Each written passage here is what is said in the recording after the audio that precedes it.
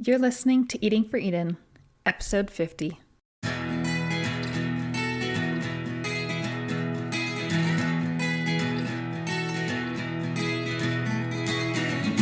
When it comes to doing something about climate change, your food choices matter. Thanks for tuning in to Eating for Eden, a podcast that takes a food-first approach to climate action. I'm your host, Jessica J. Schroeder, and I am passionate about food that tastes good and does good. I'll guide you with practical tips and help you thoroughly enjoy your food along the way.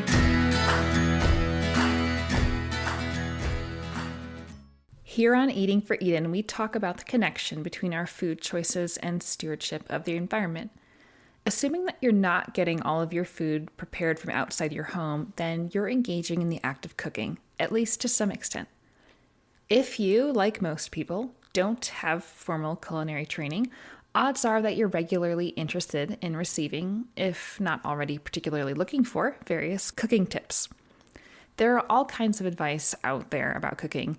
You can find myriad cookbooks on shelves at the library. You can read all manner of food blogs online, watch cooking shows or videos, and even still flip through numerous magazines and newspaper columns, whether print or digital, which are dedicated to food, including recipes and tips for meal prep and cooking of all sorts.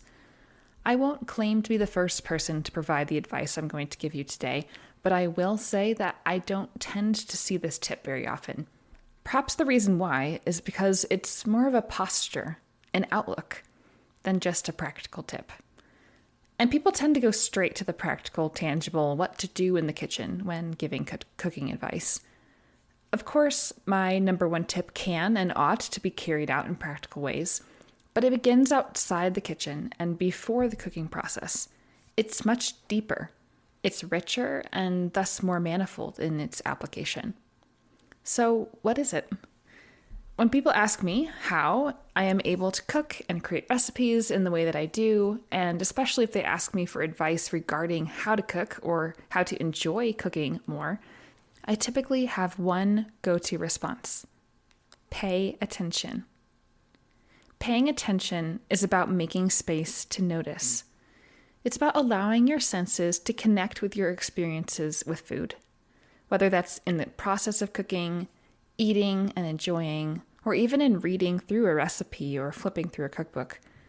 As we see, smell, touch, taste, and even listen to what's happening as we interact with food, and even ideas about food, we have myriad opportunities to learn from those interactions.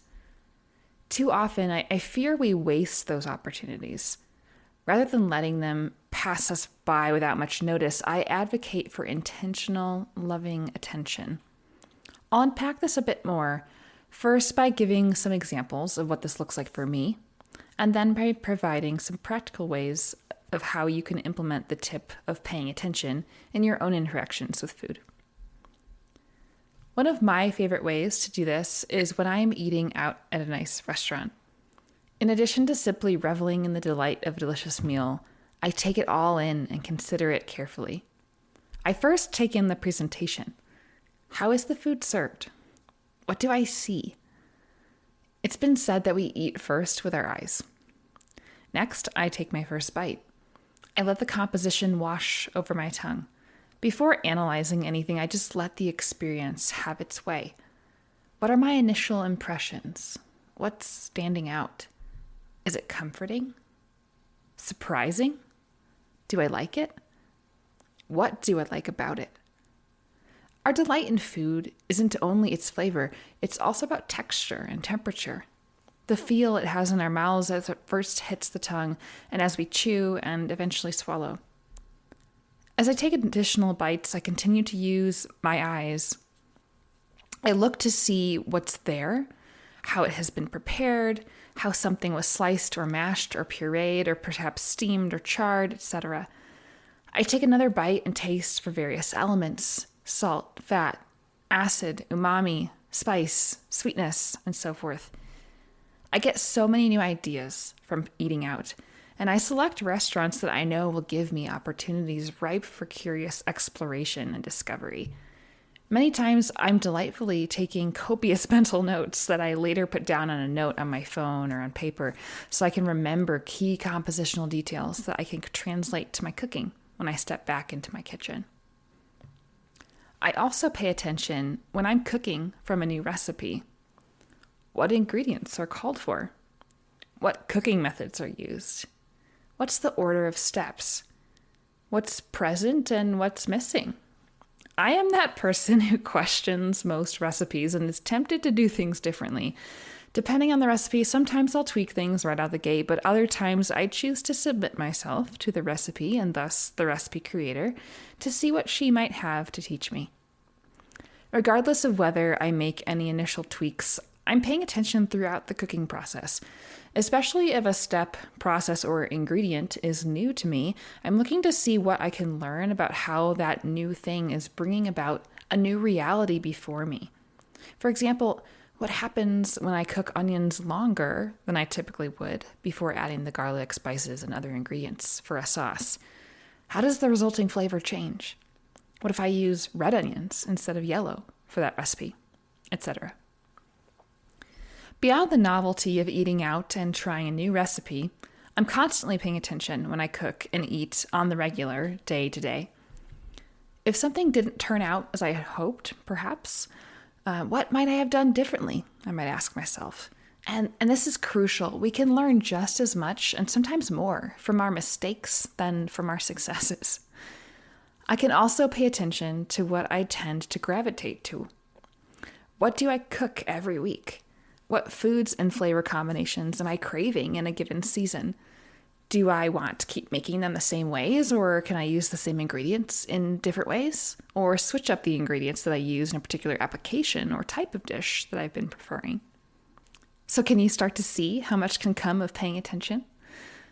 The art of noticing is fueled by curiosity, which generates all kinds of rich and fruitful questions, which then lead to all kinds of discoveries and opportunities to try things out in the kitchen and at the table.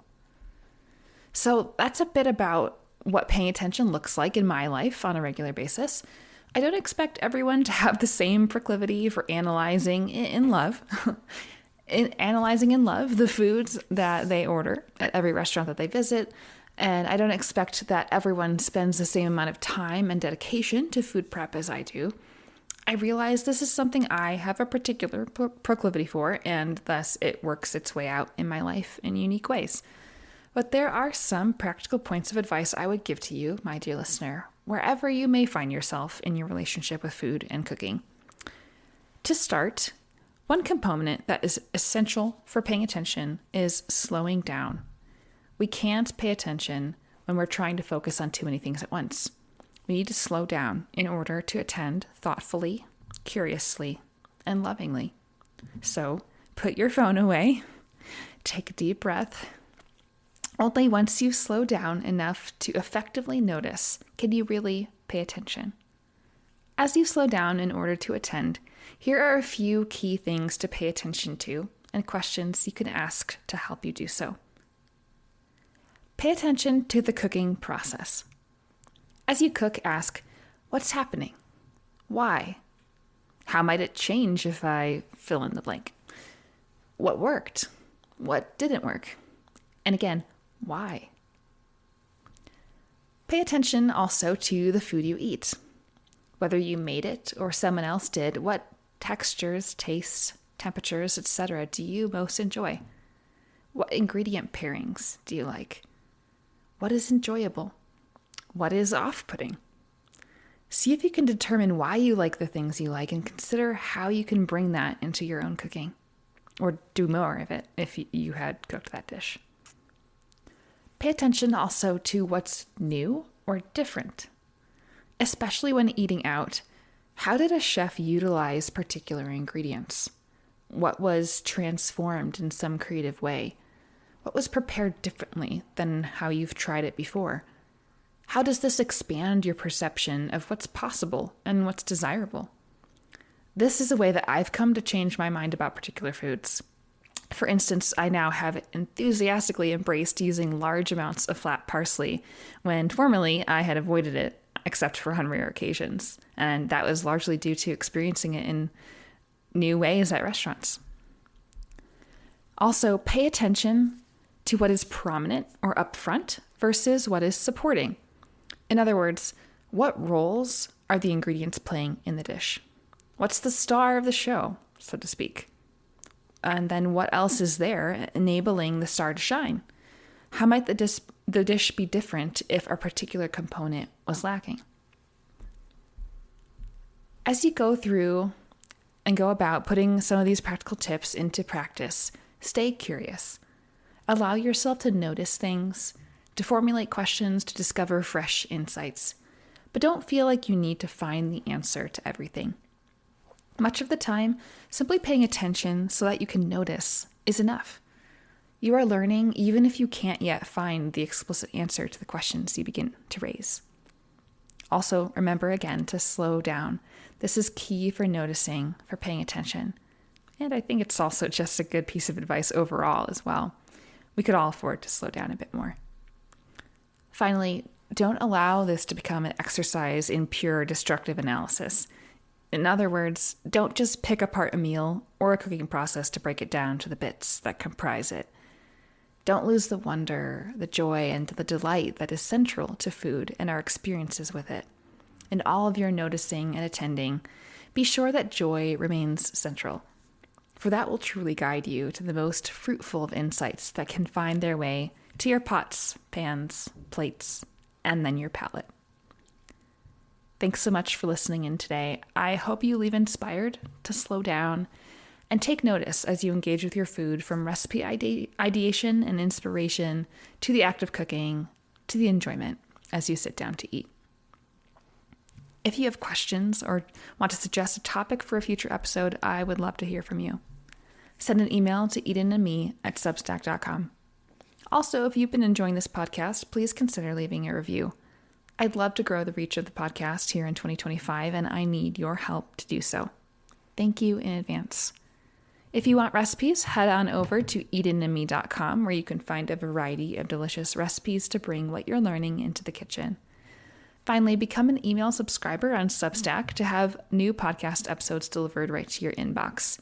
If you appreciate the work I am doing and want to support the show, you'll also have the option of becoming a paid subscriber. That's all for now, friends. Until next time, be well.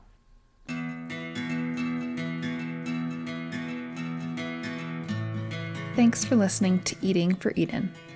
If you found this episode informative or inspiring, please consider sharing it with a friend. Climate change is an issue we all need to tackle together, so let's invite others to journey along with us as we continue the conversation and start taking action. Until next week, friends, take care.